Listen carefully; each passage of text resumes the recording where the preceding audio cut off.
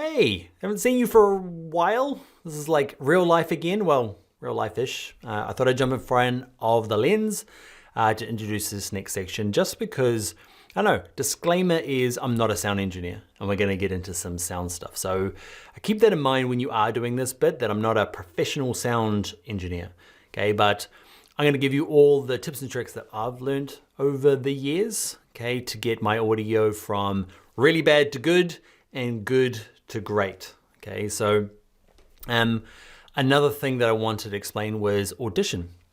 So when I was kind of getting this outline ready for this, a lot of people were like, include audition.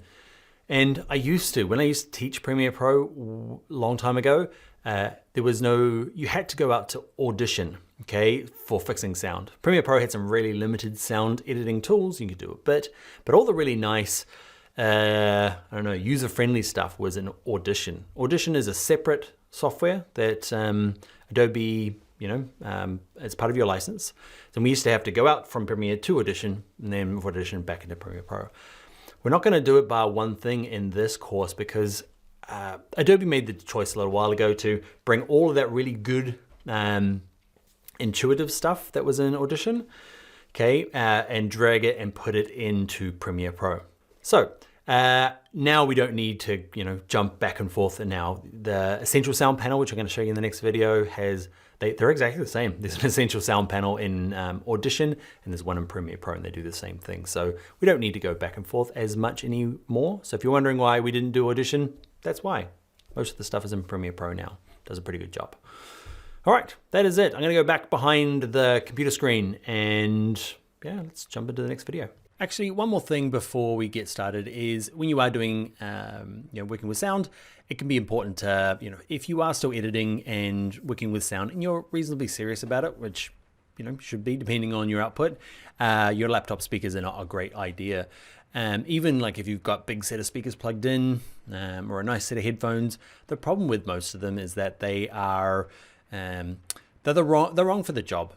Most speakers, okay, that you buy, try to take the input or the sound and make it better themselves. They add a level to the things to make them feel nicer and slicker and happier and bassier, and so they do stuff to the the track coming through. So what you can do is the word is you can see this as monitor. So monitor or neutral speakers.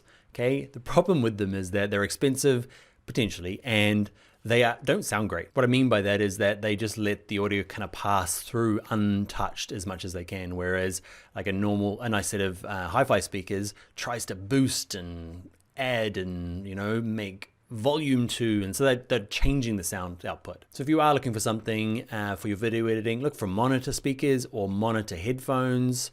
What I'm doing now is I can't use speakers in my office. Can you hear it now? Probably can't. It's raining outside. I've got it's really loud on the windows. So it's hard to do any sort of like serious sound stuff.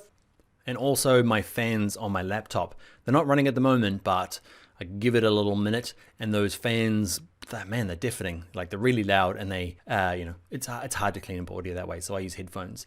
I've got a good set of monitor headphones that I don't use very much anymore because I just use like these. This is just a regular set of headphones, and out of the box, they're not very good for, for fixing sound, okay, or listening to it properly. But Sony have this app with it. These specific ones that I use, okay, have app on your phone, and you can really change it and you can adapt it to be more neutral, okay, and get rid of all the extra bass and all the other things they do. So up to you what you want to do. If you do have like these are super fancy, they're super expensive. I think every designer bought a set of these at some stage. Well, I felt like that. Go to a conference and half the people are wearing these headphones. But anyway, you need to do something. Noise cancelling I find are really good. Okay, these particular ones are great. But a monitor set of headphones that kind of cup over the head are really good to have and aren't super expensive. Now, if you're only dabbling and you're only doing little bits and pieces, it might not matter. You just need to get it close enough, but know that if you are getting serious, you do need to probably upgrade your speaker or headphones. All right, let's get started with some actual Premiere Pro sound stuff.